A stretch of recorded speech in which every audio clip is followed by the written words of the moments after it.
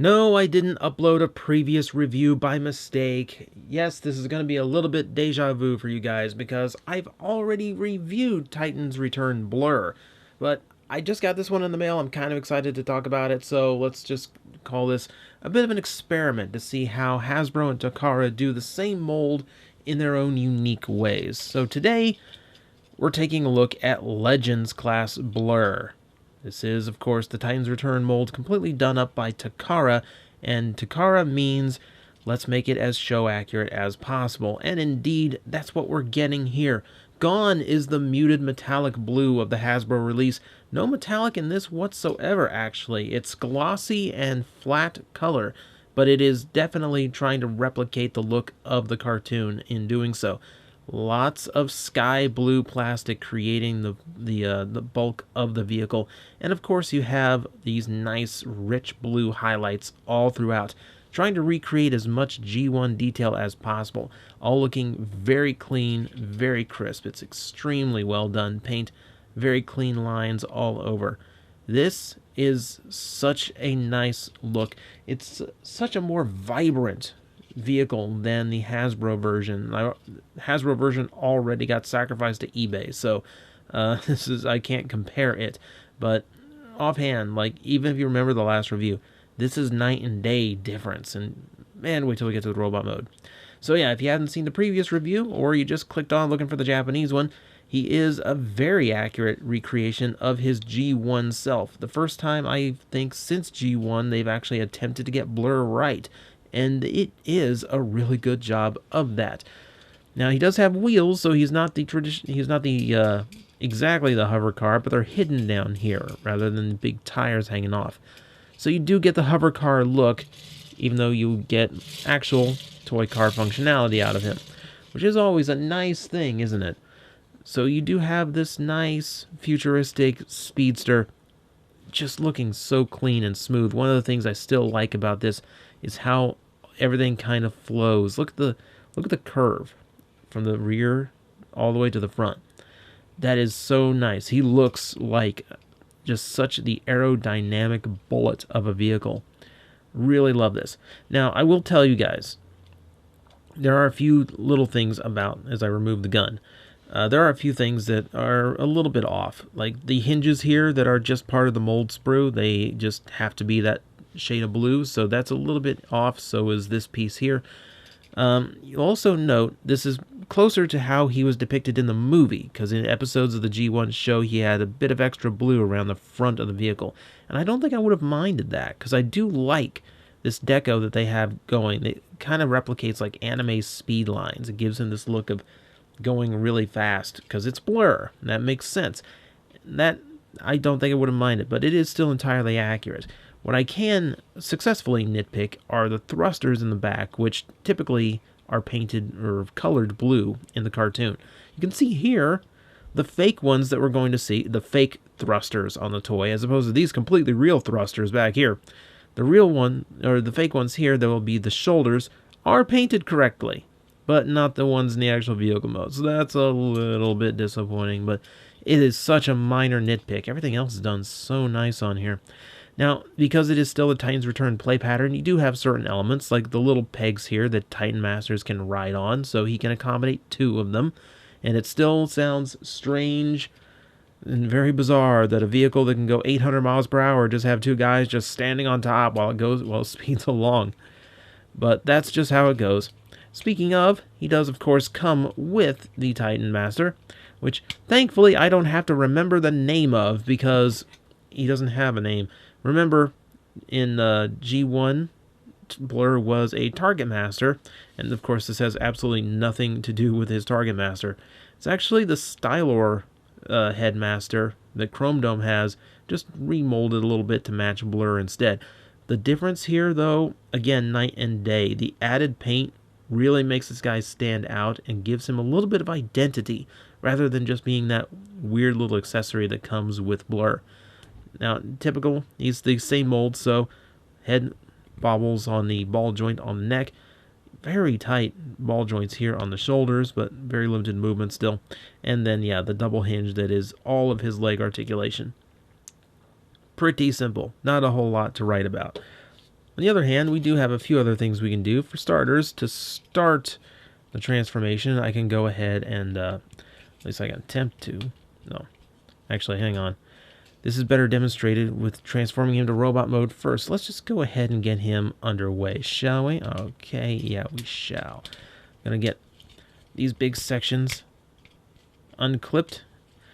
Turn them this way so we can get a little bit of room for all of the leg components to flip out, which they will do so from the underside and then from the top side. Simple as that. Split the legs, fold the antenna in, and that gives you your legs. For the feet, just flip them out like so. Boom, boom. Everything nice and simple. We're going to fold this whole section back, and I do like how the shield does not have to come off of the toy in order to complete his transformation.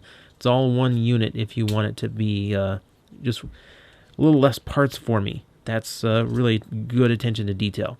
So we're going to flip up the cockpit to put the seat down, which reveals an Autobot symbol that then becomes his main one in robot mode. That's a neat little thing.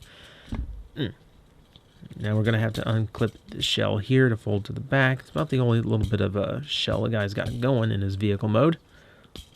Not a whole lot of cheats to him. Most of his vehicle becomes his robot, which is, as you guys know, the kind of engineering I like. Clipping the shoulders up, that pretty much does it, except for we need the Titan Master, who's just a head here. So we're going to flip that up, raise the antenna, and then plug in like so. Like so. There we go. And just like that, once again, we have Blurr in his full robot mode.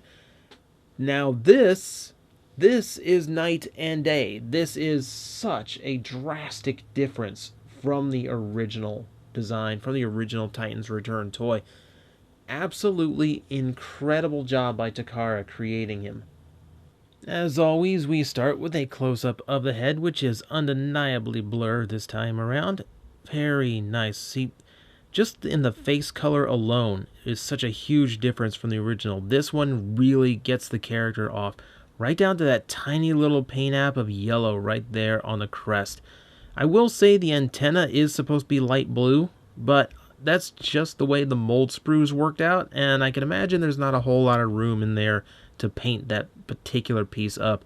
So it's a slight sacrifice in order for everything else to be as good as it is.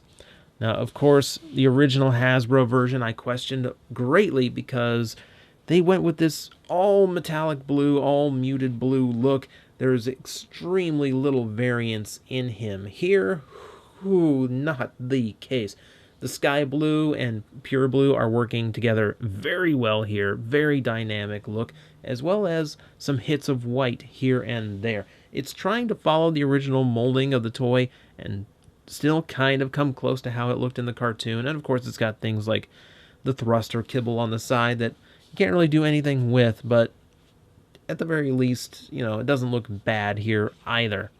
All around, extremely good. Now, and again, if you haven't seen the previous review, I do love the proportions on this thing. He's svelte and sleek in just the right spots. He looks like a fast warrior on the battlefield, and everything is pretty much proportioned the way I would want on him. Nothing is oversized or overly long or anything. He's got pretty much just the right shapes to him.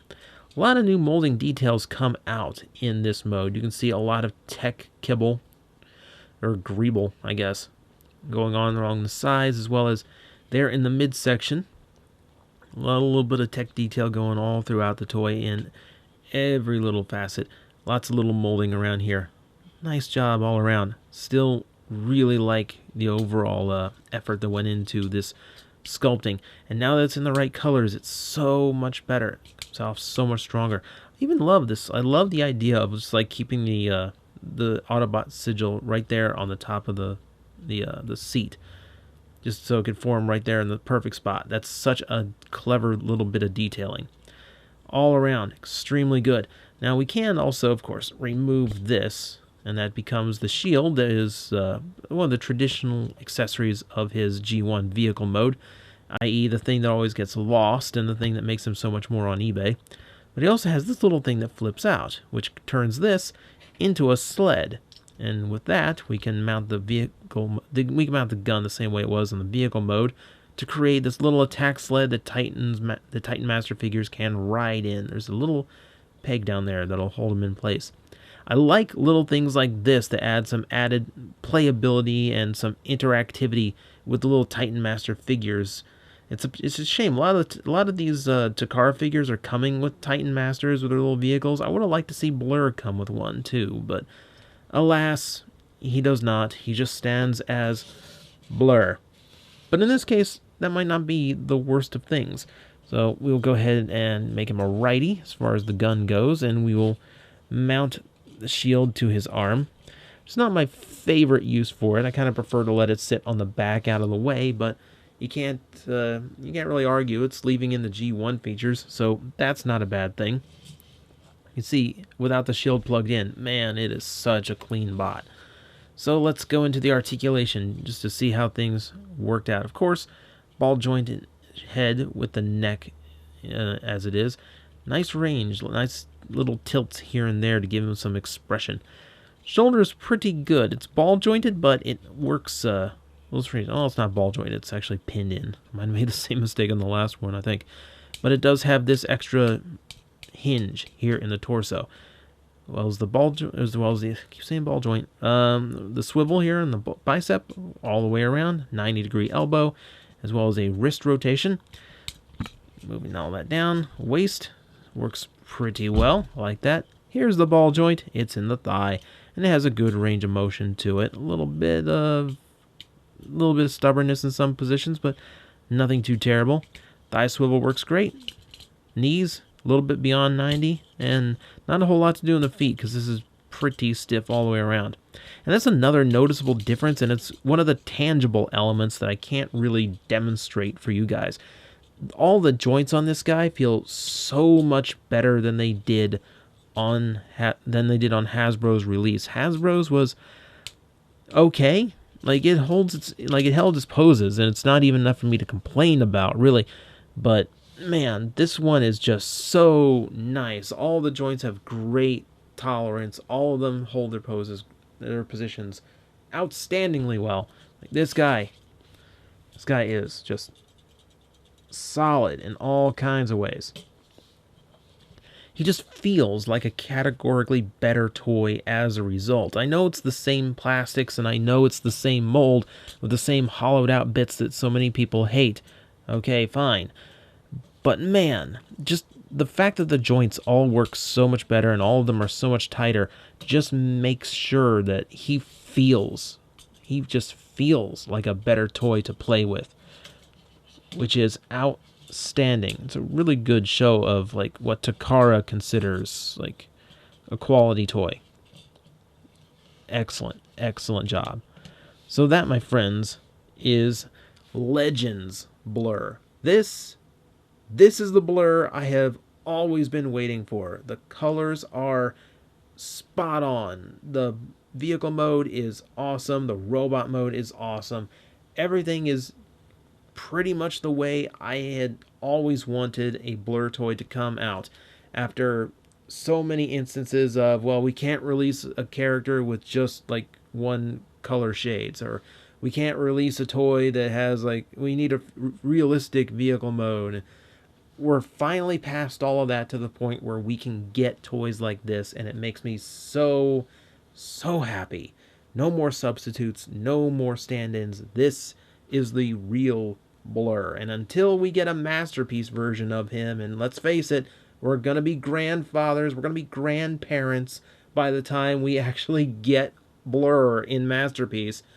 But until then, this is going to be your absolute best choice for an upgraded Blurr.